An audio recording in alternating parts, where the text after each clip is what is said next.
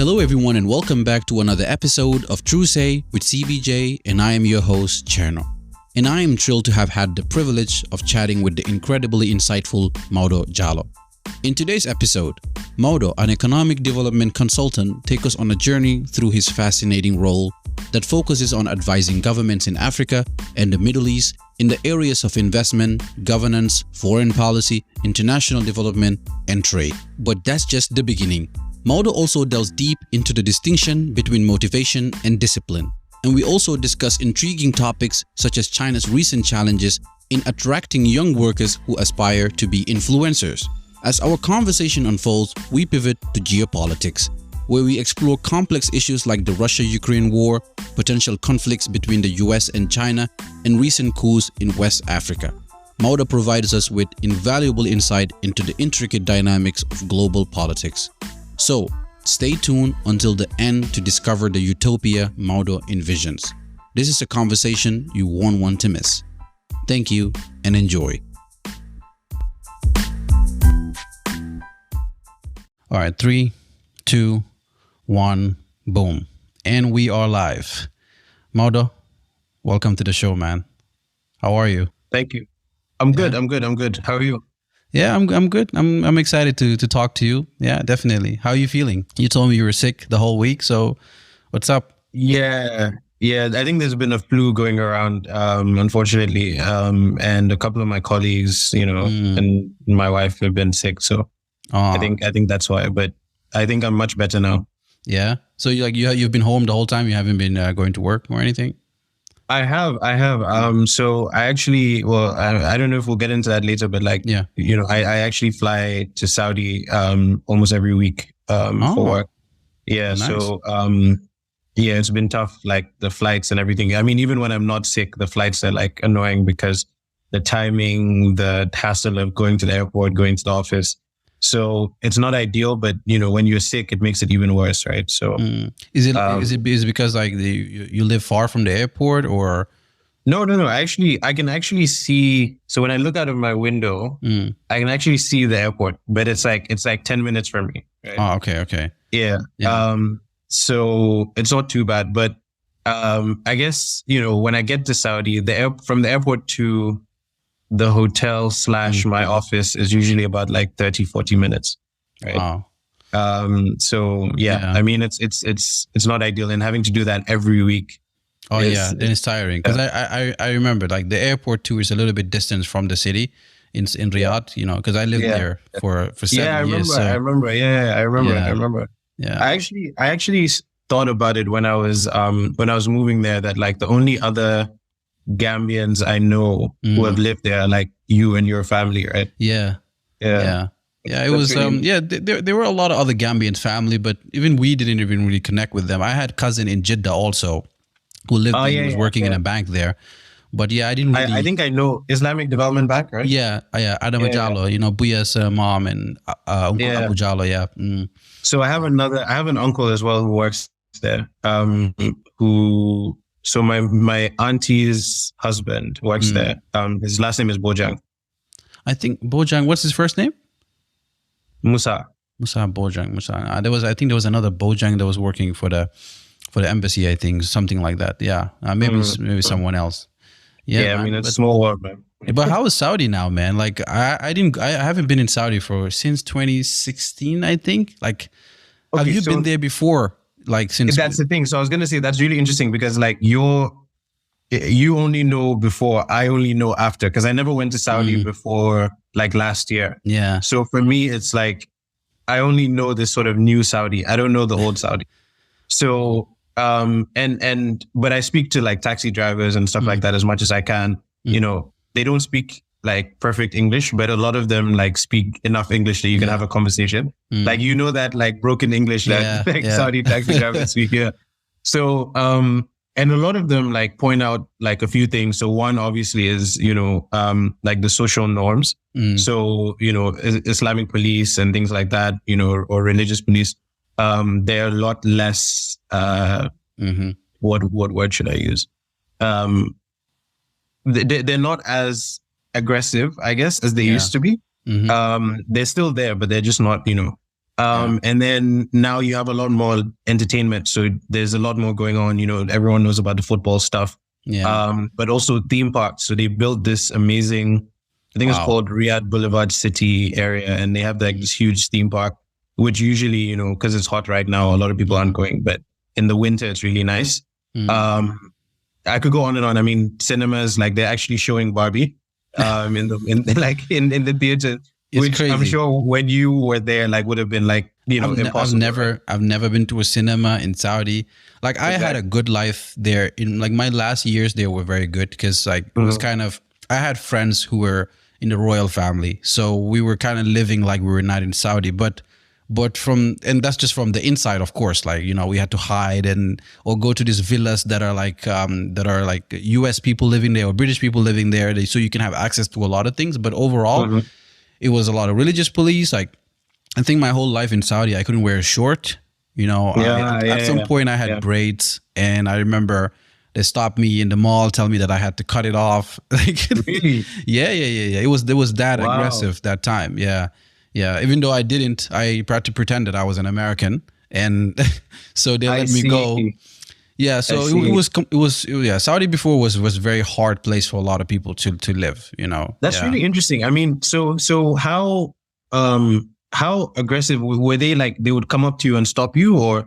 Yeah. They would come. You know, usually when you're a foreigner, you might get off easily, but when you're from there, you know, I think I remember even Jamil at one point he had to go in the store and buy long pants. Because they don't, you know, because how Islam, the way you're supposed to dress, like, you know, your aura is not supposed to, you're not supposed to wear anything that's like, starting from like with your knee. So they want you to cover up all the time. So it was not only about the women, they were very strict with the men also. Because the women always would have proper way of like, they dress well all the time. Unless you're like a tourist, maybe you don't have the hijab. Sometimes they let you go or whatever. But they will come to you and stop you and talk to you, like try to figure out. If you're not careful, they will even try to take your phone and see what's in it. Like, wow. Yeah. So and they do. How do they speak to you? Do they speak to you in English or Arabic? Well, I always try to, even though I spoke Arabic, I always tried not to speak. Because it's like as soon as you speak and it's your foreign. Oh yeah, because you're pretending. Yeah, I have to pretend that I'm just not from around here, or I don't know what's happening. Yeah, so my whole Saudi life, I actually didn't speak Arabic a lot. You know, even though I was going there, I was studying in the university. But it's like, you know, if you go to Mecca, I don't know whether you have the opportunity to go yet. You know, there's a lot of Nigerians, there's a lot of black people in Mecca, right? It's like coming from, I think, hundreds of years ago when people went to Hajj and then they just end up staying there. And then now they have this whole community of just black people in Mecca. But there's a lot of other racial issue also that goes there when you're black and then you're Arab, you know, or you speak Arabic. They just don't treat you the same, you know. So I always had to just fake it or just pretend that. Even throughout after, when I even lived in when I even moved to Gambia, some people, when I talk, because I still had the Arabic accent, even when I speak English, sometimes they even think like I'm an Arab, you know, like I'm a black Arab or something, because the way I pronounce burger or Pepsi or something. Yeah. I understand. You know, I had some guy ask me if I was from Oman, and I thought like, in my life, I've never ever thought someone would think that I was Arab, but apparently, you know, I mean, but anyway. You know, we are jealous, you know. I'm sure we're come from, you know, in our history, we're Arab somehow. So if you live in that area, they will probably think you are, especially if you wear the soap, the haftan, the white thing. They will definitely think you are, and you can definitely fit in perfectly. Yeah, fit in, man. There was a guy that was like speaking to me in Arabic, and then he said, something Oman, and I was like, no, I don't speak, you know, Arabic. And he was like, oh, you're not from Oman? I was like, no. He's like almost sure that I was from Oman. It was so weird. Have you been learning Arabic while you're there? I'd love to say yes, but no, I haven't. So weirdly, or maybe, you know, not weirdly, but weirdly to me, I think you don't actually need to speak Arabic to work in the region now. I think they've moved a lot into, you know, introducing English, especially in the UAE where I live. You know, you can get by 100% on English. You know, you don't need to learn Arabic. Of course. The only time you will even like see Arabic is on like billboards and maybe official documents and things like that. But most other things you can get by just on English. Now, Yeah. in Saudi, it's different. So in Saudi, it's mostly Arabic. But then even in Saudi now, you can get away with speaking to people in English. Most people that speak English. I mean, even there's a boom in new restaurants and stuff that are opening.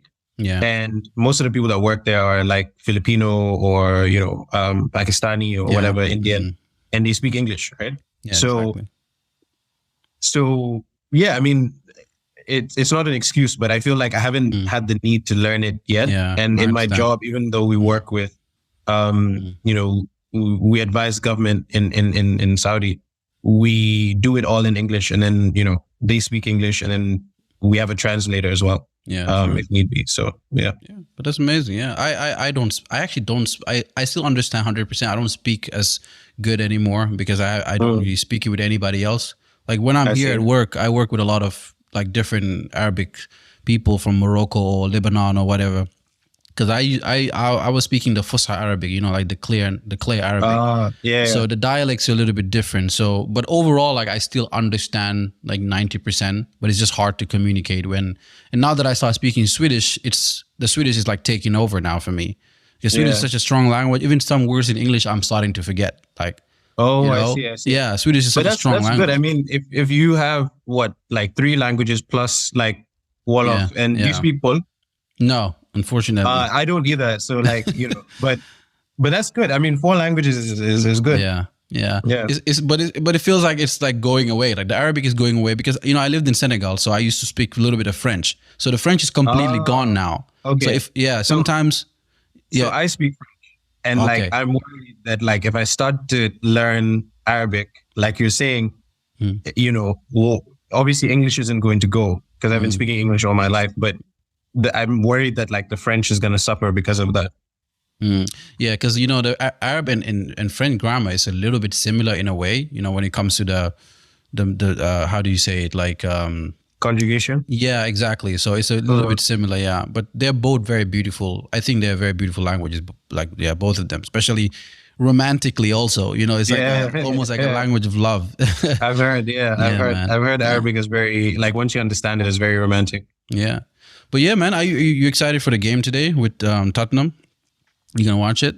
Yes, I'm gonna watch it, but like I'm not super confident because like the problem is, okay, so we do this every year where we like and especially like when Ten Hag came in, it was like, okay, this guy's gonna move things forward, and he did, but we signed players that like I think kind of improve us slightly, but not.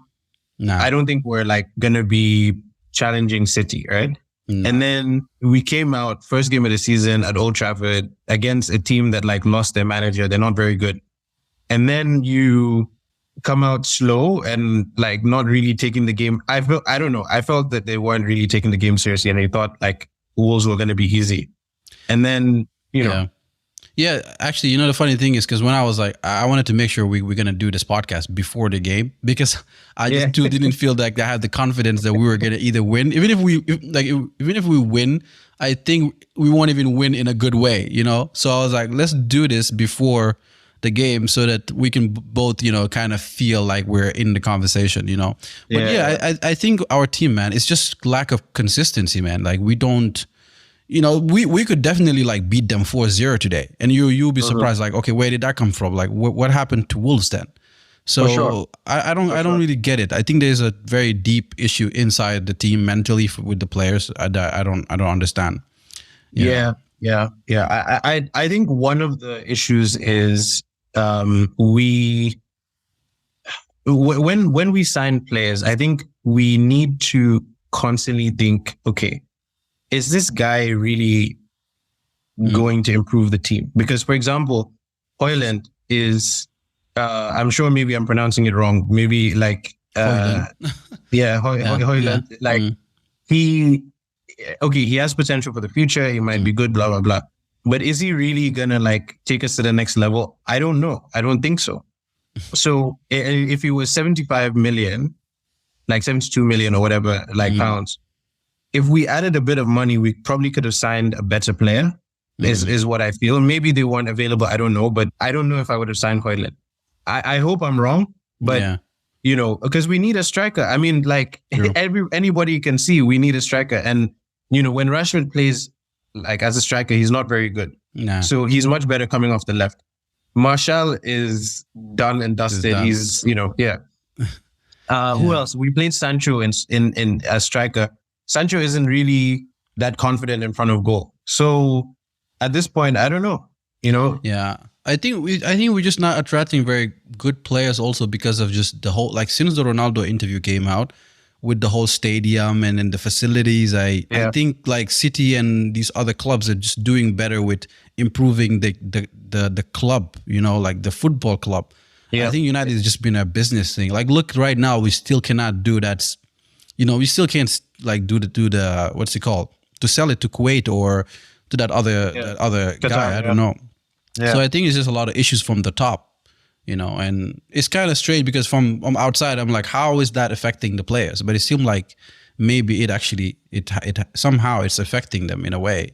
Maybe. I mean, the uncertainty doesn't help, right? But I don't understand why it's taking so long. I mean, it should have been, one way or the other. I mean, if you're going to say we're not selling, okay, tell us you're not selling, right? But if you're going to sell so that we can move on, because now it's just dragging. It's been, almost a year now of these rumors that, a sale is happening and then nothing. So, but anyway, we'll see what happens. I've just done with like checking even what's happening with that on Twitter. Usually I'm always on Twitter looking, but I'm like, if it happens, it happens. If it doesn't happen, whatever. For sure. But yeah, man. Well, so you recently got married also. So congratulations again. Thank you. It must be an amazing feeling. Like how has it been? Like how has this new chapter kind of contribute to your life? Your goals and your aspirations and all that. Yeah, I mean it's crazy. Like there's so many different things that I could talk about, but I think one of the key things for anyone who isn't married yet that you will find out when you get married is if you really find someone that works. Mm-hmm.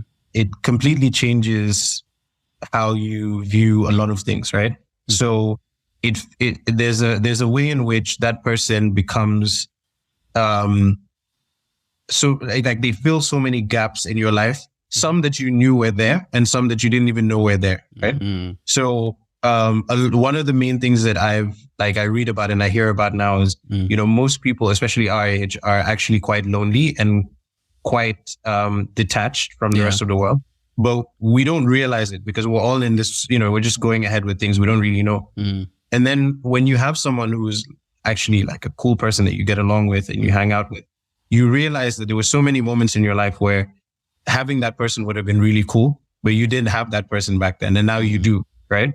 And it is the smallest things. It's the small moments and, waking up in the morning and doing simple things. But just having someone to do those things with changes everything. I think the other thing for me is, especially living in the UAE, traveling a lot for work and being super busy with work. It's just always nice to have someone, at home that you can rely on, that you can talk to, that, at least, because before I used to fly to Saudi, come back, it's like, 2 a.m. I come back, the apartment is empty, it's dead, I have to throw out the trash, I have to, and it's just, there's nothing to look forward to really, which is fine because that's what I signed up for, but it's not the same as actually having someone there that's, when you come home, it's like, hey, how's your day? How have you been? It's just, and then maybe the final thing is, it has focused me even more. Like, I think I've always been a fairly like focused person, but I think getting married kind of focuses you on like what's important versus, what's fun today, but might not exactly be great or whatever. Yeah. And it makes you think about the future a lot more. It makes you think about, your responsibility because it's not just you now, there's another person, especially if you really care about that person or you love that person. Yeah. You really want to make sure that that person has a good life and that you're caring for them and taking care of them. So, it focuses you. I mean, I could go on and on, but I think those are like 3 things that I think, have really, happened in the last, couple of months since I've been married. Yeah. And it's beautiful, man. It's beautiful. Like I've been married for 3 years now and Because for me, it was the other way. That's Like crazy. I didn't realize you've been married for 3 years. Yeah, time is so fast. Wow. You know, like Yeah. my daughter is almost, yeah, she's gonna be 9 months soon, man. Wow. Yeah, like so time is flying. Yeah. Yeah. Yeah. How's that been for you? Yeah, for me, like it was the other way because I was in focus, you know, a lot, you know. So when I got into marriage, in the beginning, it was like, you know, because when you meet somebody you're really in love with, you know, you're just like, yeah, this is it. Like, but I've always just as a Muslim wanted to get married. I remember I wanted to be married by 25. You know, it just never happened. But, you know, it just, like you said, it just kind of made me more focused, you know, pushed me more, know what I should prioritize. Because that's when I start partying and you know, all these things. And like all the friends dump them on the side, you know, just because, you know, this person is giving you something that nobody else can, you know? Yeah. So, you know, it just, as a man also, it kind of completes you. You know, I feel like no matter how much you've done in life, how much things you conquer, when you marriage and you find that person who's just there for you, who supports you, it just kind of anchors you, you know, better. You know, you become more focused, you become more, you know, you tap into your masculine side, but then also your feminine side in a way. Yeah. You know, you just ground it. Yeah. And it also shows you like things about yourself that you never even see, you know, certain 100%. emotions. 100%. Yeah. Yeah. Like women are going to test you. Like, you know, like marriage is going to test you to bring, you know, not in a bad way actually, but it's more like a lesson, you know. It's like somehow they are your masters. Like they teach you if you pay attention. It's like, because if they click certain buttons and you just be a very open person, you might take those things as a positive instead of a negative thing, and then you learn more about yourself. Like, okay, because for me, I learned so much that like certain way I get mad or certain things, I'm like, oh, that is my fault. Like I wasn't maybe like strong enough. Okay, I need to work on this and I need to work on that. But yeah, it's such a beautiful thing. It's nice. Those 10 seconds when you come home, you know, from work, you know, or just sitting for 15 minutes on the breakfast table or on the dinner table, like just those little conversation, just kind of, you know, they do way more than just being out. You know what I mean? Just working and stuff. Yeah, it's a good feeling, man. Yeah, and I'm happy for you, man. I'm happy for you, and good luck with everything, man. Yeah, thank you. Yeah, man. But yeah, this has been a very fun way to start the podcast, man. So absolutely. Yeah. So usually when I start with my guests, most of my guests, I always kind of ask them this question for them to kind of tell me something about themselves, especially when they were young, like moments in their life. But when I was doing my research, I kind of watched some of your interviews, you know, when they ask you about like your childhood and stuff, but you always talk about like how you've just had a stable childhood, you know, like just a normal childhood, right? You know, but for me, it's still very remarkable because, you know, your story is it intrigues me a lot because we know each other, but we don't know each other deeply. But I've always kind of seen you, even the times when we hang around in Gambia. I've always kind of been very inspired, you know, for someone at such a young age, you've reached a certain heights, you know, all these jobs that our uncles and our dads are getting. So it was very inspiring for me. But what's more fascinating for me is that the fact that you've, you know, even though you had that stable, normal childhood, you've still been managed to stay disciplined, you know, and motivated despite, I'm sure, all the distraction that came your way, you know, because, I'm sure, because, you know, like maintaining focus, you know, especially in today's world, you know, it's like, it's a very difficult thing. So I'm sure it's been very challenging. But so if you could just elaborate, if you had moments like that, or just able to explain to me how you've managed to preserve that mindset, you know, that just throughout your whole journey. Yeah, I mean, first of all, I appreciate, you know, what you said. It means a lot to me. And also I think, I should point out that honestly, I don't think I'm as disciplined as I should be. And I'll explain why, right? I think most of it has come from, up until this point anyway, has come from just wanting to prove that I am worthy of the things that like I want for myself, but also that people seem to think that I should be, right? So for a long time, and you know, you said you watched some of my interviews. I've talked about this before, but like I had a mindset where, you know, I thought that I wasn't going to be much because for a long time when I was in school, like people now look back and think, oh, he must have been like really smart in school and things like that. But in school, I wasn't that smart. And like I would always get told, oh, he's he's okay, he's a good student, but he talks too much, or he gets in trouble too much, or, that kind of thing. And so teachers would always tell me, like, we don't really see you doing that well, but we think you're going to do okay. So I always wanted to prove them wrong and be like, okay, you didn't think I was going to do much, like watch, right? Also, same thing with friends, same thing with like some members of family. And, no one really, when I was young, thought this guy's going to be like, super successful or whatever. Yeah. So that's where some of it came from. So a lot of what you see in terms of like the things that I've been able to accomplish, it didn't come from discipline. It came more from like just motivation and pushing myself and like always putting myself out there and thinking, I have a lot to prove. And then now that I've gotten to a point where, again, even before getting married, but especially now getting married, you get to a point where you think, okay, that doesn't work for me anymore. Like, I don't really feel like I have anything to prove to anyone anymore. So now, like, how do you keep it going? You have to stay disciplined, right? So now, maybe in the last like 2 or 3 years, I've been trying really hard to really crank up like the discipline and make sure that I'm not, getting distracted. And I mean, I lived in London before, so it's not like the first time I'm living in a big city, but like Dubai is different, right? Like when I moved to Dubai, it's like you have to be focused because there are 1,000,001 things that could distract you in the city. And you have to make sure that like you're focused. And now I think discipline has become a lot bigger in my life, but it wasn't always the case, right? And just on discipline, I think, you see quotes online all the time about like discipline will take you places that motivation can't take you and stuff like that. I think it's 100% true because motivation is one of these things that like a lot of people talk about now. It's a big deal. Oh, motivation. But motivation like makes you, for example, if you wake up in the morning and you see maybe a post or something and then you're motivated and you get up and go and work out.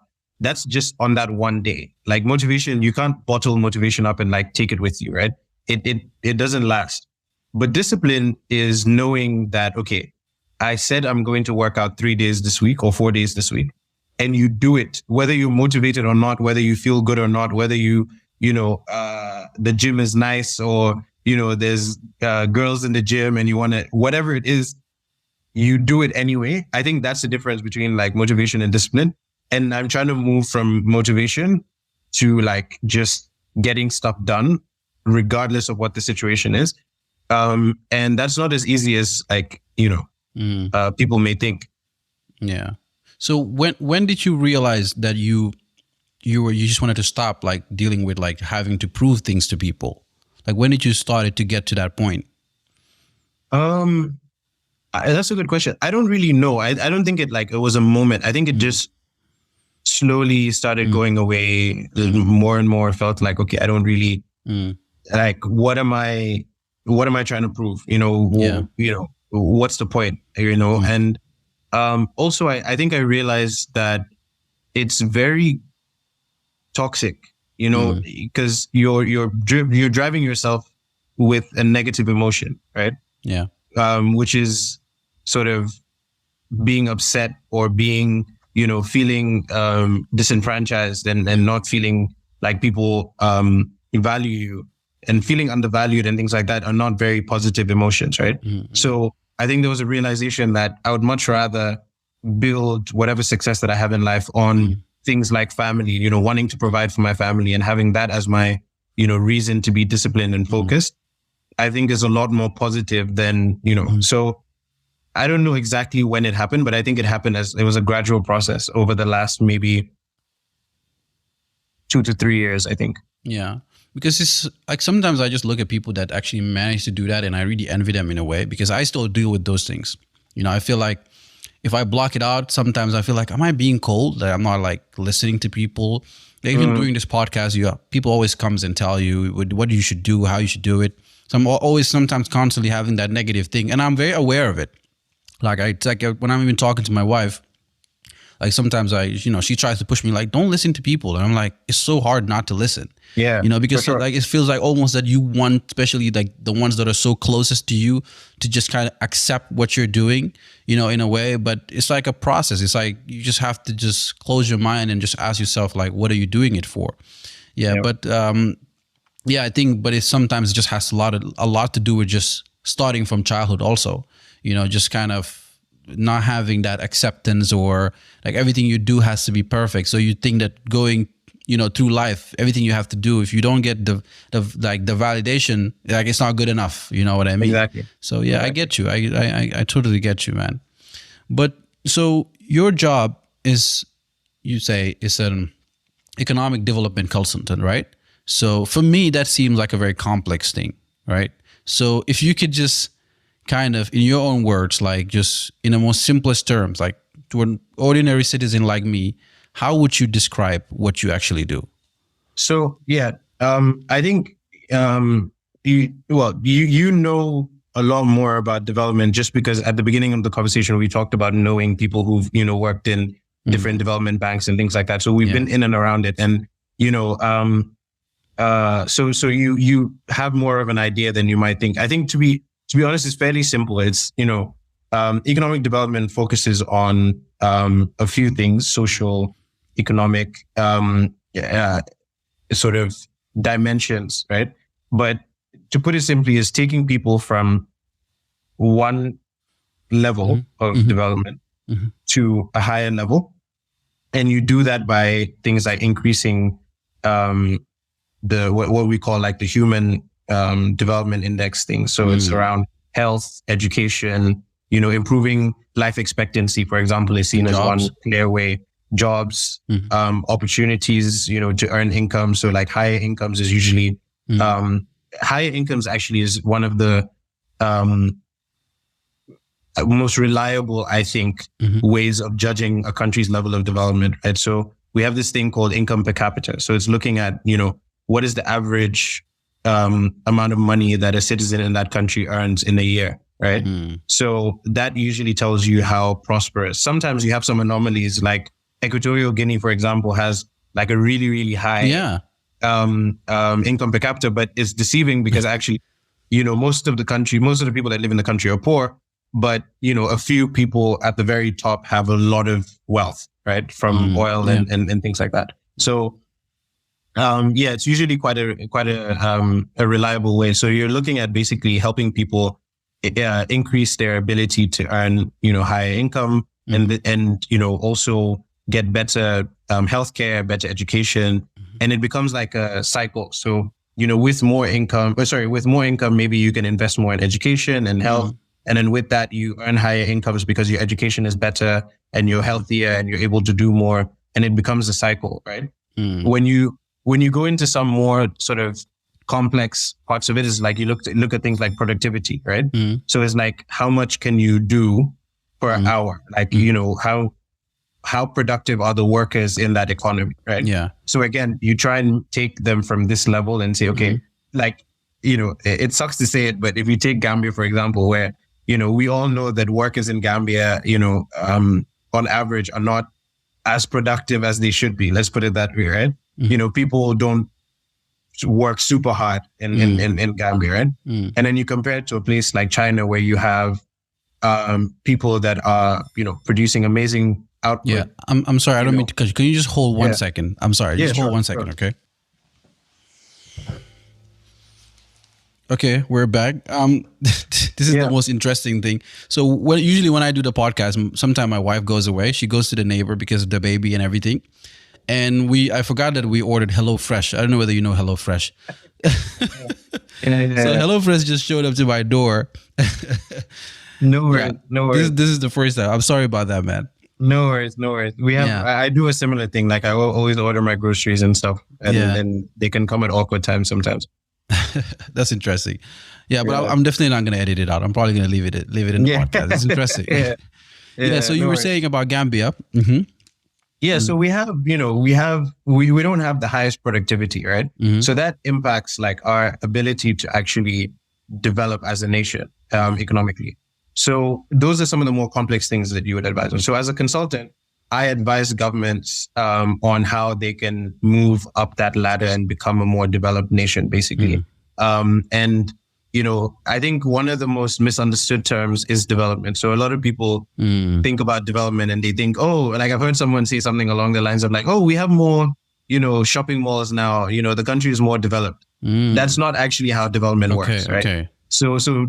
Okay. So in terms of people like us who are in the field that like understand it deeply, development is more around, things like levels of education. So, to what age on average do your kids or the children from that country get to? So are they finishing school or are they dropping out at 16 or 14 or whatever? How high is your life expectancy? So in countries that are more developed, you usually have people living longer. So for example, Japan has a life expectancy of 85, right?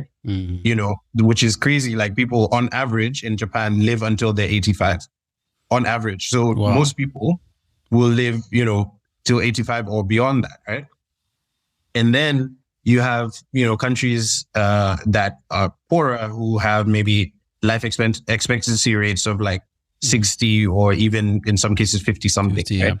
And so that is what we track when we look at, how developed a country is. And then obviously, like I mentioned, sort of income and that sort of thing. So being an economic development consultant, I focus on the economic side, which is, how do you make people wealthier? How do you create more opportunities? How do you create jobs? How do you create, industrial activity to create jobs? All of these things, are the things that I focus on.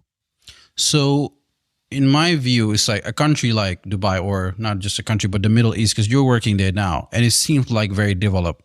So why did you choose, like, for example, like to go there? Like, what is it that attracted you to want to work there? Was it just experience, or was it something in their development that is not there yet, or they want to improve? Yeah, I think there's several reasons. So the thing about the UAE and Saudi is they're quite developed, but they still have a lot of things that they need to put in place in order to really get to the levels of, the US, Germany, France, the UK, etc. Right? And so they still need to make that jump to get there. I mean, Saudi is a big country. It's one of the top 20 biggest economies in the world. It's an important economic power, but they still, like I said, need to make some, adjustments. Also, Saudi is trying to diversify away from oil, right? So they need sort of advice around how do you diversify your economy and take it away from just oil. So all the things that you see them doing now on sports, on, entertainment, et cetera, it's all to build their economy in such a way that they don't have to depend so heavily on oil. Right? Same thing with the UAE. They also do a lot of those types of things. But I think for me personally in my career, I think I spent the first 5 years of my career in focusing mostly on Africa. So I worked at the UN for a bit, and most of the countries that I focused on when I was there were African countries. And then I moved to Ghana, worked there, and then Gambia as well. And so I felt that 5 years is not a long time, but it's enough time, especially being an African, to really feel like, okay, I kind of understand how things work here. Let me, especially because I'm still young, let me go somewhere else and gain a new experience and be able to gain some expertise in that area, because the Middle East is growing, it's becoming more important. In the long run, it will really help my career to be able to say that, okay, I spent 5, 10, whatever years in Saudi and in the UAE, and I understand how they do things, right? So that was really important to me. Second is, I wanted to come here and learn from countries that are more developed, but not as far away from where we are as African countries, particularly Gambia, to be able to learn from that, and then hopefully, definitely come back home and try and support with some of those learnings that I have from being in the UAE and Saudi. And then finally, to be honest, I got an offer and it was very good in, financially. And I thought, I have to, I can't say no to this. True. So when it comes to your role as, as a consultant also, because I'm really curious, like, is there a specific part of your job that kind of, as they call, like, hits home for you, something that just perfectly aligns with your values and your aspiration, something that just reach, like we say, just beyond the numbers, it looks good, like it's good, like maybe good pay or whatever, but what is it that's, like how does it align perfectly with just, your values and aspiration?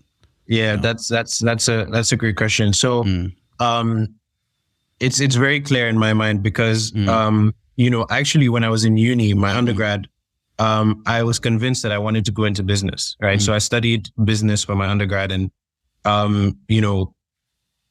I always told my dad, I want to go into business. I don't really care about international development and things like that. But then when I was in uni studying business, I found myself like enjoying the classes that I took on like economics more than business, right? And economic development and things like that. So then for my master's, I did, development economics and shifted over. And since then it was like, it's like, I'm so passionate about this stuff and I really enjoy it. And, even as you've probably seen from my Instagram, like I post stuff about this all the time, like just on a regular day. Like it's like, it's something that I actually genuinely enjoy. And the reason for that is because I think, and maybe I'm biased because I'm in this sector and is what I do and is what I enjoy, but I think it is probably the most important thing that like I can do for the world is like helping countries figure out how can I create more prosperity for my people. Like, I don't think there's anything more important than that, right? Yeah, like, because, it's like, because it's not just about numbers and stuff, right? It's about really changing people's life. Absolutely. Yeah. Absolutely. It's about, taking a country from a place where maybe, 1 in 5 kids, or 1 in 5 pregnancies leads to, the mother dying or the baby dying. And then transforming it to a country where, it's only like 1 in 100, right? So you're saving so many lives by doing that. And, it goes through, like I said, it goes through everything. It's health, it's education, it's, it's the economy, it's business, it's finance, whatever it is. Yeah. And you're able to impact all of these different sectors in the work that I do. So, I cannot say how blessed I am, honestly, to be able to do this and earn a living from something that I enjoy so much. Do you feel a sense of like a purpose? Does it feel some sort of a fulfillment in your life when you do this job? Absolutely. I think it's allowed me to say every day that I know that what I'm doing, whether directly or indirectly, is helping someone else, or some people or some community or some country improve, even if it's by 0.001%, right? And most of the time that has to be enough. I think a lot of people also think about impact as like, oh, I don't know, it's like Superman, right? Like I saved the whole city by flying in and like, beating everyone up. And then now, no, like in reality, the way it looks is like maybe like when I was in Ghana, like I did some really cool and interesting work that then led to policies that like now are in place, right? And then you see, I track some of the newspaper articles that come out that talk about like the benefits and the way people are benefiting from it. Like one example that I always give is like I was part of this policy that for the first time allowed cars to be assembled, because in African countries, most African countries, they just import cars. They don't actually make cars in these countries. So I was a part of a policy that made it possible for Ghana to start assembling cars in Ghana and then selling it. So what the agreement was really cool because it took away taxes. So you're not paying, how when you buy a car and import it to Gambia, you have to pay duty. So with this scheme, you don't pay duty because it's assembled. It's just like buying a car in Sweden and going to Volvo and saying, I want a car. You're not paying duty, right? So it saved people so much money. It also created jobs because then you have people, technicians, mechanics, etc., who were hired by this program that are then going and making these cars, So to be part of something like that is amazing, and that's what keeps me going. That's what keeps me sort of excited. So now instead of people ordering cars in like Europe or America, you can get it from Ghana straight. Yeah. So now, last that I checked, it might have changed, but Volkswagen, you can get Volkswagen cars in Ghana that were made in Ghana. Wow. And sold in Ghana with no duty, nothing. You just walk into the showroom and order, and then you can get your car. So Volkswagen, Nissan, Toyota, Suzuki. I think those are the ones that I know of that I can confirm. Those you can get all of those cars now made in Ghana and just going into the showroom and ordering your car and you get it, which for me is like phenomenal, you know? Yeah. Are you driving in Dubai right now? You drive? No. So, the taxis and stuff here are really efficient and you know, because I travel so much, I wouldn't be using it that much. So I feel like it's a bit of a waste, but let's see. My wife's only been here for 2 months. So let's see what she says, you know, after a while. If she feels like we need a car, we might have to get one. What's your favorite car? Oh, I was just talking about it today with my friend because he bought this new Mercedes. And I was telling him how I love Mercedes so much. It's like, in terms of cars that are like affordable, that I think, you know, it's a normal car to have. I think Mercedes is like top of the range, right? Yeah. In terms of cars that like are just, you know, you would only buy them if maybe you became a billionaire or had like, you know, really a lot of success in business or whatever. A luxury car. Yeah, they're like luxury cars. I really, really like Rolls Royce. It's just the perfect car, like to me. And then Bentleys are also, you know, favorites of mine. I don't know. I'm more of an American muscle. Like I like Dodge Charlie. I like Dodge. I see. I like Challenger. So I'm the complete opposite. I don't like American cars. I like Ford Raptor, like big cars. Yeah. I don't know. It's just the power in the cars are just beautiful. Like I'm not. Yeah. I have a BMW right now, not in Sweden, in Gambia, but it's just like I don't know. It's just no feeling to it. You know what I mean? But yeah, I'm like, because I can never see, like, even if I'm a millionaire or billionaire, I don't think I can ever see myself buying. Maybe, you never know. Maybe a Lamborghini or something. But I would say I would spend most of my money buying probably all classic cars, like 1970s Challengers. Yeah, classic old cars. No, I'm more of like, I like the smooth, nice interior, well-designed cars. Like, and I think most of the American cars, they're not as well designed or like, you know, crafted as like the European cars. So yeah, I mean, the other car that I really like, obviously, is like Land Rover, both like the Range Rover and the Defender. I think they're really nice. So, but I think it fits your personality also, just like overall, like with your job also, of course, you want to drive a Mercedes. Can you imagine pulling up into the UN building or something, just pulling up in a loud Challenger with 700 horsepower? Everyone's going to be like, who's this guy? So you talked about being that Superman, and I'm sure you're probably dealing with a lot of Lex Luthors. So in your world, like, how do you deal with, and you know, that's probably like with the corruption and all these things, but actually even to a point, like how does it work with just advising the governments? Like, do you guys sit and just analyze data and just call them, or have a group meeting, or like do you talk to the president, or like how do you guys get in touch and actually get it done? So again, great question. So it depends completely on the country, the type of government in that country, and their like level of sophistication, for lack of a better word, right? So in certain countries, they don't even have like proper systems, right? I'm not going to name any countries, but you can probably guess, you know. So you literally are like advising them on everything, including how to like, you know, govern, how to, you know, provide services, how to do X, how to do Y. It's a long list of things, and you kind of have to, and usually with those types of countries, you really have to be there in person, working with them day to day, you know, advising them. In countries that are a lot more, you know, developed, a lot more, you know, structured, usually the way it works is, you know, you will make presentations to them from time to time on specific things that they've asked you to figure out, right? So at any given point, governments have things, you know, you have your ministries and things like that, but you have maybe at the very top of the government, you have priorities that the president has. So, you know, everything is important, but some things are more important than others, right? So for example, you know, a perfect example of it was COVID, right? When COVID came, it was like everything else needs to still keep going on. Education needs to keep going on. You know, roads need to be built. Hospitals need to be built, whatever.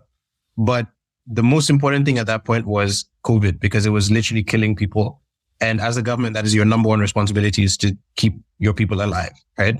So it really is a great example of the type of work that we do with more sophisticated governments, where they don't want you to come in and say, appoint this guy as Minister of Health or appoint, create this. No.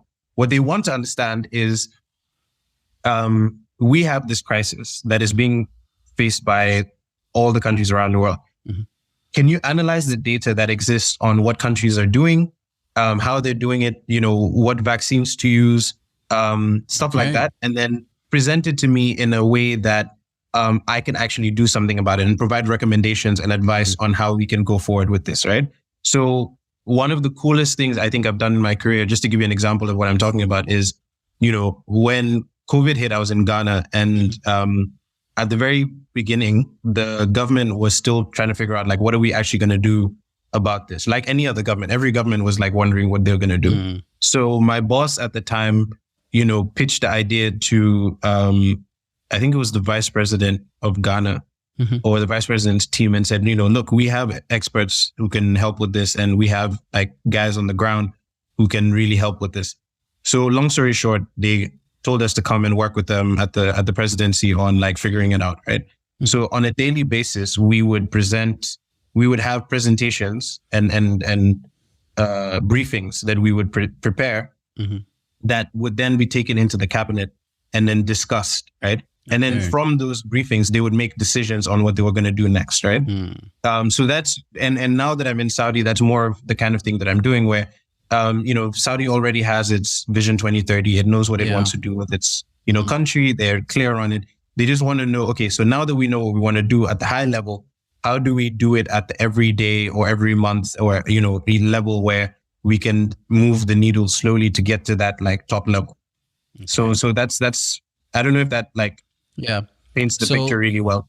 Yeah. So it's like, you're basically just, so it seemed like they still have the kind of the upper hand on like, some of the things that still happen. So you're just kind of just doing the analyzing and then you just give it to them. So do they always take that also? Do they, or sometimes, I'm sure, like I said, the Lex Luthors probably be like, what the hell is that?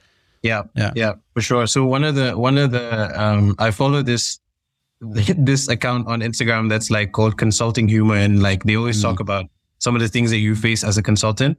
One of the ones that has the most likes is about like how the client takes your work. So sometimes you go in, because the clients, again, don't forget they're people, right? So you go in sometimes and maybe you say, we've been looking at the data, we found that, let's just use COVID again as an example. You guys haven't built enough hospitals. So now you don't have enough hospitals to treat people, right? Okay.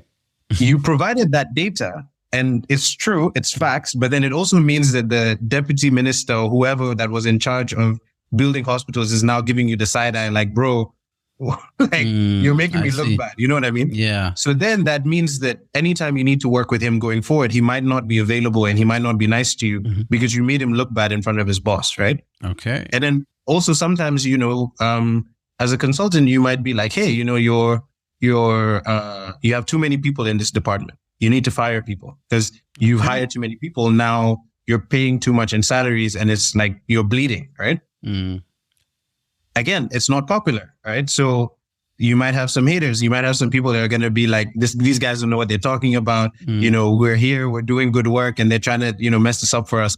So you're always going to face things like that because it's a job where, you have to give the truth. And the truth isn't always fun. It's not always nice. And there are going to be issues there.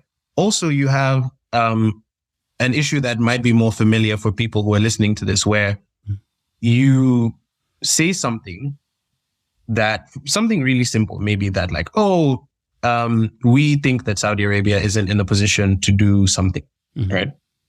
But then maybe the leadership has already gone out and told people that we're doing this, it's happening. Yeah. Now, you can't tell them by force, do what I've told you. No. So basically you give them the advice. If they take it, cool. Yeah. If they don't, that's fine. You've done your job, right? So, but obviously the best situations are when you do really good work, you come up with solutions, they take it, they work with it, and it makes them better and it brings solutions to them. Yeah. And then everyone's happy. But also another thing I should say is consultants are not always right. It's like sometimes, we come up with things and we think we understand it, but maybe we don't know. Yeah. Like, for example, maybe we don't know that the president has reduced the budget for building hospitals for 3 years now. And we're blaming the deputy minister, but it's actually the president's fault. We don't know. So we can't add that to our analysis, right?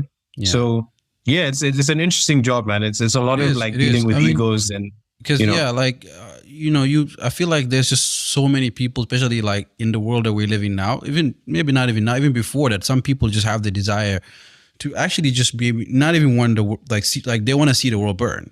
Like, and I'm sure that a lot of them, they are out there.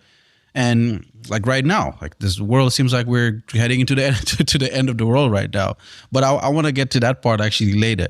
So, like you talk about like the kind of like sometimes you guys make mistake too, but you're always wanting to, you want to tell the truth. So what do you think is the most critical quality or skill that a person should present, like, should have to kind of effectively like advise government? Like what kind of person are you, like overall, because you have such an important role, right? So all of you guys the same, all of the consultants, do you guys think the same? Do you guys all want what's good for that country or that's a society or whatever? Yeah. I don't think we're all the same. I think different people get into this line of work for different reasons. I think some people are really smart and, they want to work in an industry that has, a bit of prestige. You can get paid well and stuff like that, but they're not actually as passionate about the work as I am. Right. So that's one. Two, I think, in order to be a successful consultant, I think there are really 2 or 3 things that you have to be. So you have to be really good at, communication is very important. Right. So I've seen a lot of people who are very good at like the data stuff and the analysis, but when it comes to presenting it to the client, they lose the client's attention because they're not able to express themselves very well or make good PowerPoint presentations that will convey the message, really well, right? So being a good communicator is super important for being a good consultant. And I think third, you have to be able to like understand what actually matters and what doesn't, right? Because especially nowadays, we have access to so much data. There's so much data out there. It's like, it's crazy. You can make a 200-page PowerPoint about like all the different data points, right? But then knowing what is important and what the client is going to care about and what is important for you to tell the story that you need to tell in order to convince the client that what you're saying is worth doing, you have to make sure that you're able to like, so if I say to you, like, Boobs, there's 4 things here, which is the most important? You need to be able to have that eye to say, you know what? I know we can't do all of these things, but if I had to pick one, this is the most important one. And these are the reasons why it is the most important one. That is an important skill. And it sounds simple, but trust me, it's super hard. Like, to get the right one is very hard. So I think those are the like 3 things that you need to do. Like, because, because in my thinking, I'm like, in each country, in each place, they have very diverse ideologies and different way of beliefs and all these things. So that's why I'm just kind of asking, like, to make sure like you kind of resonate with everyone in a way, because, I'm sure in like sometime when you're advising, sometimes some of the leaders, maybe they have, different ways of thinking compared to like what their country, like where the people are thinking, they're just doing things just to benefit themselves. Like, how do you even deal with those kind of tricky situations, So it's it's a bit it's a tough thing. It's a tough thing, man. Definitely. Yeah. So there's been a lot of tension right now. When I started to do this research to talk to you, I actually haven't watched any news for like a year. So I didn't know what was happening. I mean, I hear a little bit, you see things on Twitter, like the Sudan thing, and of course the Russia thing, like after COVID. So it seems like after COVID, like there was just a lot of things that are starting to happen. So like, what is this issue with Russia and Ukraine? If you could just like kind of just get into it a little bit, Yeah. Like what's been like the main issue kind of? Yeah, I think depending on who you speak to, some people, go in like really deep about like the history of the Soviet Union and why like Russia feels like it needs to invade Ukraine. I'm not going to go into that because honestly, I don't Yeah. I don't know enough, and I don't know if I'm the best person to like speak on that part of it. But I think quite simply, we have a situation where Russia has invaded Ukraine.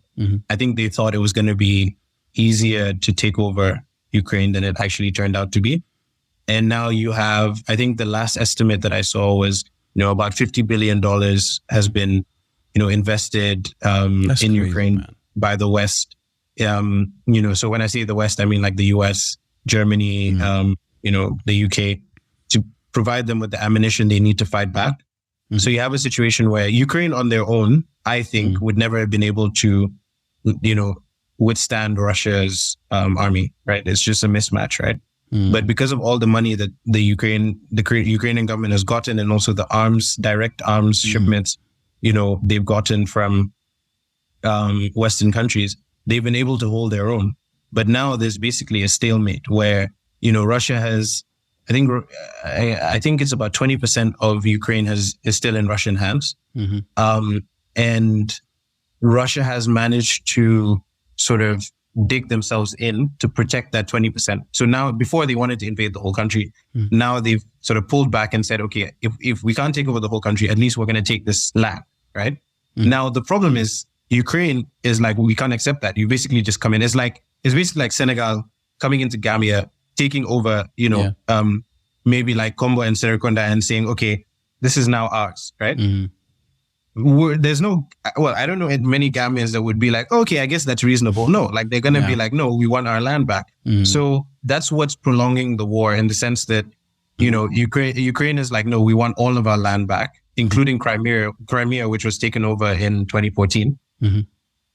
But Russia is like, no, like we've taken this land. This is ours now. And so that's why I think, even with the negotiations, so there was actually some negotiations that happened in Saudi last weekend, where they tried to sort of at least start talking, between the Ukrainians and the Russians. But it's not going anywhere, because everyone is sort of, saying, this is my position and this is my position, and there's no compromise yet, right? So we'll see what happens there. I mean, it's a very interesting situation, and, it's very unfortunate, I should say, because, I don't know, hundreds of thousands of people, I think, have died now. And, Ukrainians, I feel sorry for them, because, they have been attacked by Russia. And it must not be easy for them. I actually had a Ukrainian friend of mine, who was in Ukraine when the invasion first started, and literally had to find a way to escape, and was a refugee for a bit. And then, thankfully she's fine now.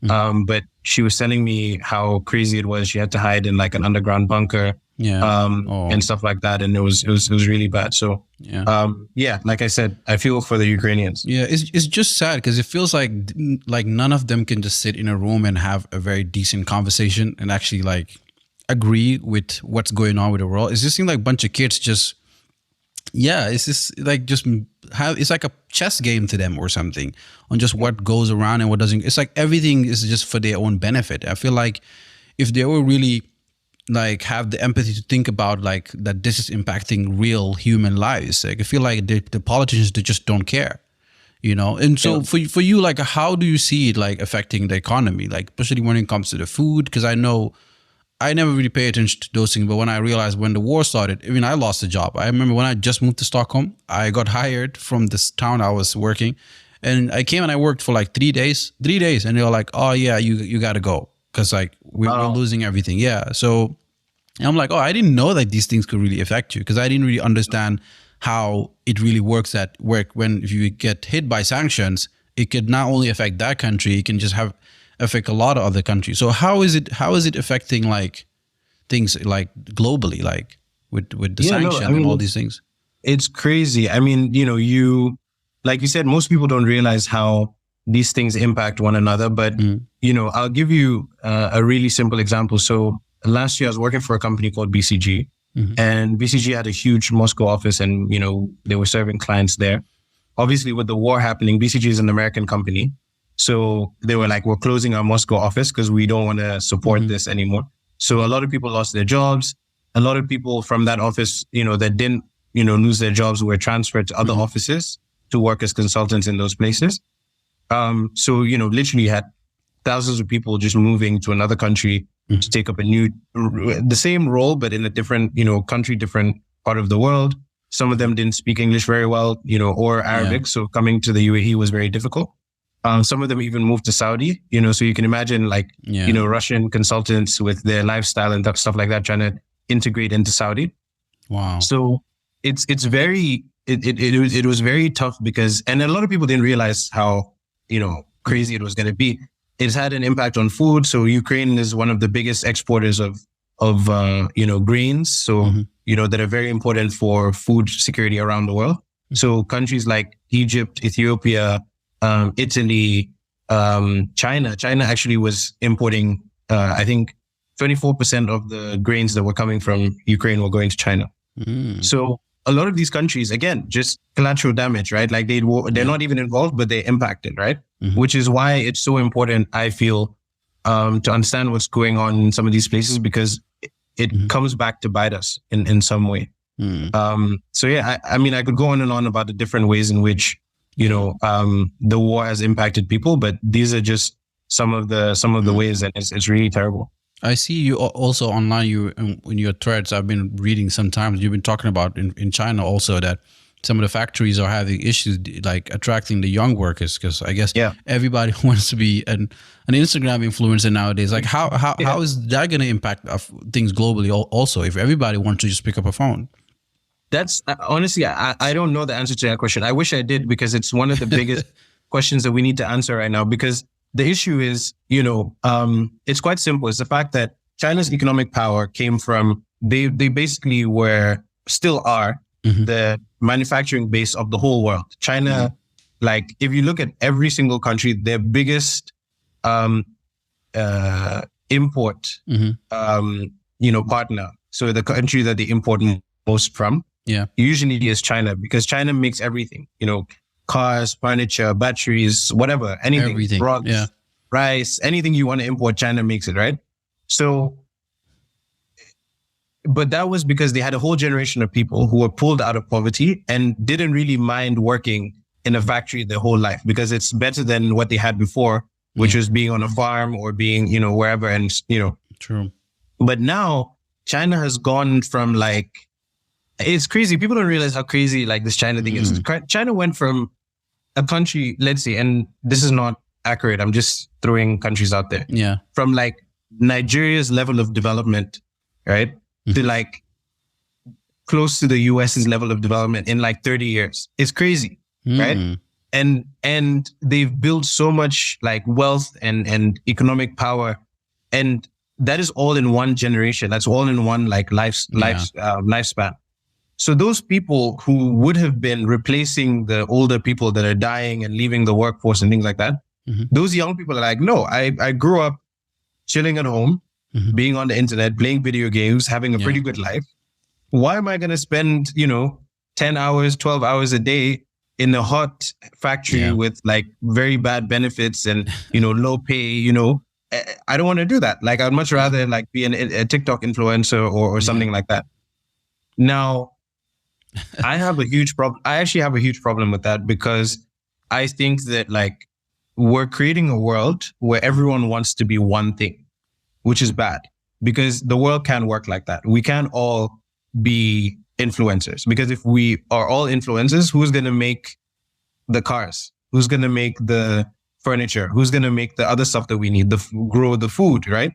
And even in a lot of African countries, there's a big crisis right now, because the farms that make the food that we all eat when we're in Gambia or wherever else, before, the model that people would use is the farmer would be, usually the man would have a family with his wife and his kids. Then they would have many kids, because the more kids you have, the more workers you have on your farm, right? Exactly.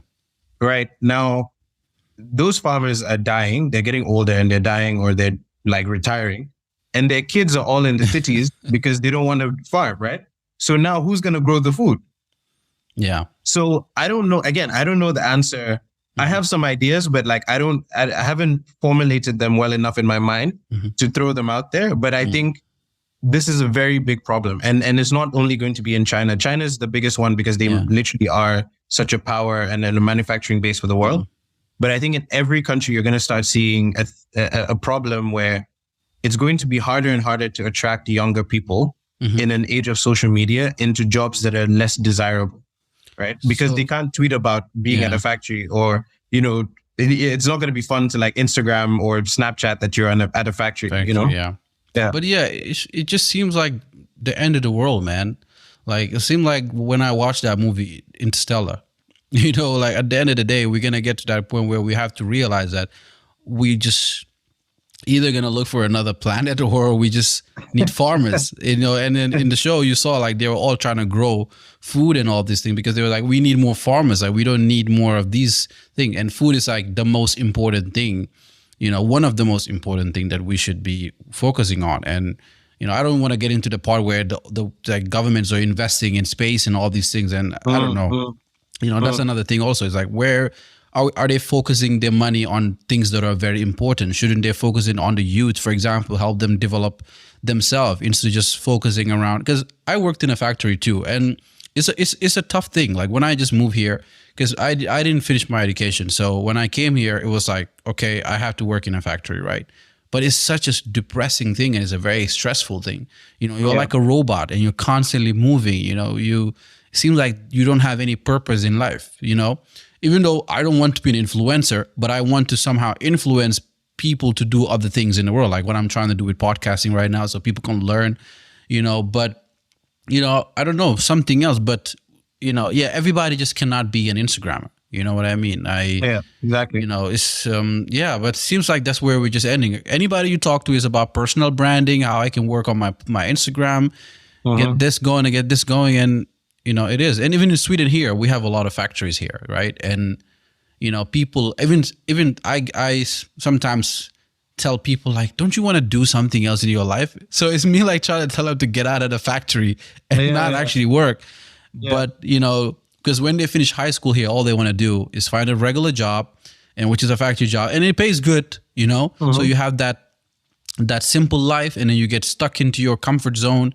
But when you talk to some of them, they're like, oh, I want to become a journalist, or I want to become an engineer. But then it's like that dream somehow died, you know? So for me, that makes it like, it makes me feel like it's a sad thing when you're just stuck in a factory, you're not doing anything. But somehow, you know, but it depends on what kind of factory it is also, you know? I mean, it depends on what you're, you know, what they're making or something. I don't know. Yeah, man. Yeah. So no, I think the final thing on like the factory thing is, you know, look, I think for people who want to like have a steady life, you know, stable life, make good money, and you have a job that you can progress in and things like that. I think honestly, there are not many jobs that are going to be better for those types of people than a factory job, right? Because, you know, people are always going to need stuff to be made. True. Like, we need stuff to be made. It's never going to go away. Like, maybe we're going to do it differently. Yeah, maybe we're going to do it differently. Maybe we're going to use technology, maybe whatever. But people are always going to need stuff. So it's a safe place to be. However, well, safe for now. But, you know, what people don't realize about the internet is like the people that really make it and are able to build a life as an influencer or as, you know, a YouTube star or a podcaster, like they have to do what you're doing now, which is you have to be consistent, right? And not only do you have to be consistent, but in order to get to a level where it's literally paying your bills, you have to do it and do it well and do it differently to everybody else, right? A lot of people don't they don't think about that aspect. They think, okay, if I start this, it's going to be, you know, something that I can do, because YouTube ads or Facebook ads or even Spotify or whatever, it basically works on like how many views do you have altogether and things like that. So the more videos or podcasts or whatever you make, the more views you get, the more likely you are to get paid. But the thing is, when you're at the bottom of the pole, the revenue you get is very small, right? So it's only when you get to the very top. So it's basically like having a job. So I've seen a lot of people start and like really excited. Like I actually wanted to start a podcast last year, But then I quickly realized that I'm going to need to commit to this more than I have the time to do because I have a full-time job, right? So I stopped. Yeah. But you can't you can't convince yourself that because, everyone wants to be famous and be on Instagram and stuff like that and, do these things. But the truth is that it's getting harder and harder. Like maybe 10 years ago, it was easier because not many people were doing it. But now a lot of people are doing it. So it's harder, right? I know. So so the commitment that it takes, and I feel like for you, I love the what you do because your content is different in the sense that you have like a family aspect. You have you're very open about your family, your wife, your kid, in a way that like makes you slightly different, right? But slightly, no, because it creates like this thing where it's like, okay, you're showing what it means for you to like step into this world. It's interesting, right? Because even for me, even before you started doing podcasts, like I used to sit there and think, I really love the fact that you're putting this stuff out there, and also you're changing. I don't know if you realize it or not, but you're changing the way in which men sort of post on their stories, because they don't post a lot of stuff about like being in love with their partner. Like if anything, is like, oh, maybe it's a random picture of them both posing and looking good, but it's not really taking us into like what it means to be, a husband and a father. And that kind of content is always interesting, and people are gonna like that. But not everyone has that. Not everyone is putting out content like a lot of people. It's just generic stuff. It's like you're the So the reason I say all of that is, if imagine everyone did that, right? And no one worked in the factories, or no one was whatever, like pumping gas at the station, or the librarian. Like these are all jobs that like are really, they're not the most exciting jobs in the world, but someone has to do it. Like it's like so I don't know the answer to that, and like I said, I'm still thinking about how I really feel about that, and maybe one day I'll like share it, but it definitely is a big problem, and something that I think about and I worry about a lot. It's a tough thing. And the thing, I was actually looking forward to your podcast when you started, because I watched, I think you had 2 episodes in. I was like, wow, I even talked to my nephew Jibby about it. I was like, I was so excited about it. He's so excited about you, by the way, with this episode that we're doing right now. I was like, before he texted me, because after I did the podcast with Maudo, he was like, okay, I have to challenge you. I'm like, I have Maudo next. He's like, yes, because I was going to challenge you to talk to somebody who's not family. I'm like, it's okay. Because, the thing is too, like for me, this is what I'm trying to do. It's like, I haven't figured it out yet. It's just the family were there. So I'm like, let me just use what's around me. Because when you reach out to people when you're new, they don't know who you are. They're like, who are you? Like, why are you inviting me to a podcast? So you see right now, like my wife is not here. It's the weekend. So I have the opportunity to do like an episode, and I work 9 to 5, and it's like, I have a very physically demanding job. So the process is like hard. Like I'm not even thinking, this is the episode I'm going to have millions of views. No, like I'm okay with having my 100 views per episode, because I'm like, you know what? If those 100 people are listening every time, that's good enough for me, because I can't even imagine 1 million person watching my YouTube, like my podcast. I think it'll be so overwhelming. You know what I mean? Because I'm still a little bit. The key is being consistent. Like just like anytime I hear people talk about like the ones that make it, like that really do sort of podcasts that do well and things like that, they talk about just be consistent. Like, and that's what I couldn't do. That's why I stopped. Right. But for me, I'm like, okay, I put my hand up and I was like, hey, I tried it. It's not for me, right? At least right now. And that's fine. But like, if you can be consistent, that's going to be like the difference between, and like you said, at the beginning, it's not about the views. It's not about the number of likes on whatever. It's not about that. It's literally about building a consistent, sort of viewership that like it will grow organically. Like all of these big stars you see, like a lot of them started 6 years ago, and now it's only now that like they're becoming big. Abby was doing videos for years before he got his big break during COVID, right? So Yeah. you know. Yeah, because when I like I've been planning to do this for like 3 years ago, but it was just a lot of doubts on like what I'm supposed to do. And my first plan was like, I'm gonna have 25 episodes and then I'm gonna post it, so I don't have to think about anything. And that didn't happen. Like I'm sure this is going to be, I think, my 19th or my 20th episode. So, and it took me like since November or like October or something, and it's been hard to be consistent because I have a daily job also. Yeah. So I start to think of it as like not even. I just started to think of it like, you know what, as a hobby, because I enjoy talking to people who are very interesting and have a story. So I'm like, let me just do it as that. And I'll just try to, even if I get an episode a week or episode every 2 weeks, whatever, because otherwise that stress comes in that you have to make it, or then it starts to just distract you, because it takes a lot of time also. Like I prepare, it takes like sometimes a whole week just to prepare for like, to talk to you, for example, because I have to be mentally here. Even though I enjoy having random conversation, that's why I texted you before the start. I was like, just anything you want to talk about, just talk about it. Because I don't like to just focus it on questions and answer, question and answer. I want it to be a very engaging conversation, so that when you're done, you feel like, okay, this was stimulating. Like I got something out of this. I actually enjoy sharing it, this conversation with someone. Yeah, man. Absolutely. Yeah, but you were talking about. I'm gonna let you go soon, and I'm holding you. But no. I want to talk about the China part, because Russia has been getting hit with like sanctions and stuff. But what would happen if China like goes and attack Taiwan, for example, and then get hit by sanctions? Like, do you think they have the guts to do that, or if it would happen, like what do you think would happen? Like, I think they would be forced, in order to not look like hypocrites, right? Especially if it happened like around now where Russia is still like invading Ukraine. They would be forced to do it in order to not look like hypocrites. But the truth is, sanctioning China would literally be shooting yourself in the foot. Because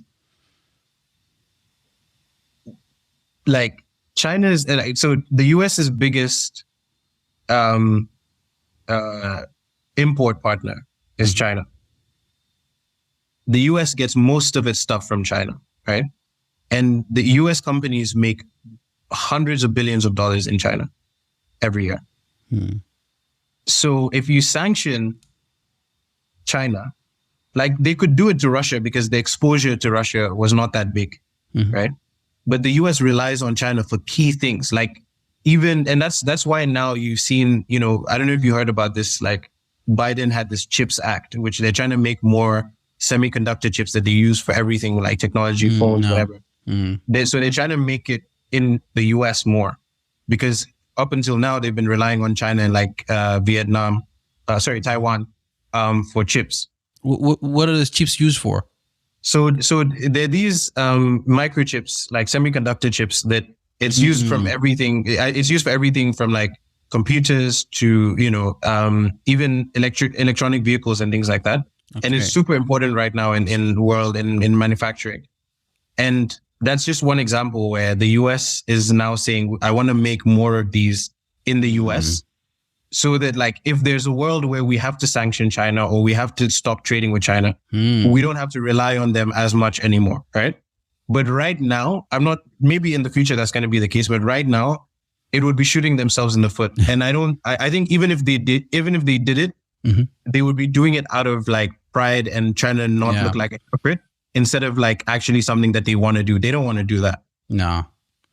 I can't imagine see that. I think that will just be like the whole world would just crumble, It would be any confrontation, any serious confrontation between the US and China would just be, that thing about like when two elephants fight, is the grass that suffers. Like we're the grass.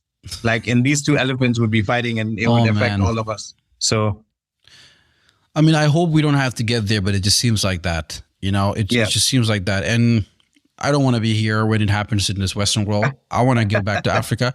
But it seemed like there's a lot of tension there as well with Niger, Burkina. Like they're all like trying to stand and fight back. But like, how do you see that happening with this Niger president? I mean, at such a young age, I'm kind of scared for him in a way. Absolutely. I think, look, I've heard people say things like, oh, it's good that these coups have happened because, it's going to bring change. It's going to bro, we've seen the story before. Yeah. You know, these guys come in, they sound good. Like I saw a lot of people sharing that video of like the president, the Burkinabe president saying these things about like, oh, our resources. And these are the same guys that will tomorrow be exploiting those resources. Because when they come in, they don't understand the system. Like the reason the world is the way that it is because there's so many factors at play. Like you don't see it from the outside. You know what I mean? Man. And it's a game. It's a big game. And so when you come in, and just to use the game analogy, right? It's like when everyone's playing cards, right? And maybe we're playing for 1 hour, no one has won, right? Mm-hmm. And then one of the guys is like, oh, I'm one of them kid. Like I'm gonna go home or whatever. Mm-hmm. And then you come and sit down, and then you're like, that guy wasn't playing well. I'm gonna show you like I'm better than him, right? And then you start playing, and then you realize, wait, this guy is hiding a card behind his back, and I can't say anything about it because if I do, like, it's gonna expose other people that I don't want to be exposed. You know, this guy is, you know, not putting down. Instead of putting down 2 cards, he's putting down 3 cards. You know, but I can't say anything about it because I rely on him. He usually pays for my rent, so I can't say anything. You know what I mean? Yeah. So that's what people don't see from the outside. So when you're a president, like I have a lot of sympathy for presidents because some of them, yes, are corrupt. Some of them are incompetent. They don't do their jobs properly and things. I get that. But it's also a very difficult job because the world is so interconnected, right? And Niger is a perfect example where because of how important Niger is, because of its uranium deposits, anybody, I don't care who you are, you could be you could be Rambo, right? Yeah. If you're president of Niger, there are going to be thousands of people lobbying you constantly about what to do with your resources, right? And you have to make a decision on who the best person is to help you extract those resources. Because one of the biggest things that people don't realize is people always talk about, oh, Africa has a lot of resources. Africa has a lot of resources. Okay. Resources that are in the ground are worth 0. Right? They could be, you could say, oh, I have resources in the ground. Give me a loan, which some countries do. Yes, it might be worth something, but it's not really worth anything. Resources that are taken out of the ground and refined are worth millions. Yeah. Now, we don't have the capability to take it out of the ground and refine it. So we need partners to do that. Now, I've never seen someone do things out of the goodness of their heart because at that level, you know what I mean? No. So if I'm France, or like let's say the example that I always like to use is Nigeria, right? So people always talk about, oh, Nigeria. If I'm ExxonMobil and I'm an American company, I don't care about Nigeria. So if they call me in to help them take out their oil for them, we're going to go into a joint venture. So let's say whatever it is, 60-40, 70-30, whatever it is, I'm getting my cut. Yeah. Now, that means that if I know that I help you to take out this thing, and without it, your government relies on this for money, I can influence you because I can blackmail you. I have leverage. You know what I mean? Yeah. So that's the way the world works. So it's not as simple as like, oh, now I'm here, I'm going to stand up to these colonizers. Sure, go ahead, try. Yeah. So many people have tried before you and it hasn't really worked. I'm not saying that we should all be pushovers and roll over and give the colonizers or former colonizers everything they want. No. What I'm saying is that you have to be smart in how you do these things because they're countries, companies, people that are much more powerful than us.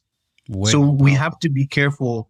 Then like guy, and then eventually you get to a point where you're like, okay, this makes sense. So yeah, it's not a power game. You have to be very tricky. You have to be very smart. You have to be very, very, very educated and experienced also, because I actually haven't even reposted that video. A lot of people are on my timeline on Instagram. Everybody's like, yeah, Africa. I'm just sitting there like, yeah, exactly. That was me as well. That was me. I was like, I'm like, this doesn't seem very, it seemed good. He's dressed in his military and he's walking and meeting Putin and saying this and this and that. Africa. it's going to take a long time, and we're definitely not going to be here to probably witness that change if Africa is ever going to be a country where we are going to take our own resources and be. They're not going to just let it go easily. Like this, they have so much things already invested in the continent.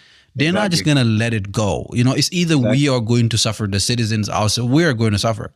You know, like example, look what's happening in Sudan. Like two people, you know, one person decided to kill some rebels, and then now you take this guy, you know, you brought him to be closer to you, and then you have another guy closer to you. Now those two guys kicked you out, and now they're fighting who's going to sit, and then now people are dying. It's like, I'm like, how do they even sit and just puzzle like chess game everything like this is going to happen? But you see, that's another great example, because what did we find out recently? That like the Wall Street Journal like revealed that the UAE is shipping. I saw that on your thread. Like shipping arms to Hemedti. Like this guy is a rebel. He's fighting against the government. He's in open rebellion against the government. That is treason. But the UAE is giving him weapons. And my point is, this stuff happens all the time in every country around the world. And that's what the citizens don't see. Like even this Wall Street Journal thing, I don't think many Sudanese people even know about it. Like I know because I go out and read this stuff, but most people don't know. So they're probably sitting there thinking it's just two men that are like just crazy, and they're, you know, no. Obviously both of them are ambitious, yes. They're brutal and aggressive, yes. But you have really powerful people on both sides telling them, fight, continue fighting. We're supporting you. Don't worry. You know, we'll give you the arms you need. We'll give you. So why do they keep like giving the like putting that food, like, you know, that fire like this, like it just keeps burning? Like why would you want to? Because when I saw UAE, I'm like, what do they have to do with this whole thing? So one of the things, and this is really, it's very complicated, but like to try and simplify it, because I also didn't understand it until like I moved to this region, and like now I'm starting to understand their foreign policy, how they think. The UAE and Saudi are very worried about like their neighboring countries. Because if you have a president in your neighboring country who isn't going to work with you, they're going to work against you, right? and like Sudan, if you look at the map, Sudan is right, like it's so small, like that the Red Sea is very small. So the space between Sudan and Saudi is nothing, right? So, and we've seen this before, like Saudi had a big problem with Iran, and they made it a huge deal because Iran is right there, right? So same thing with Sudan. They want someone, the UAE as well, they want someone who is their friend.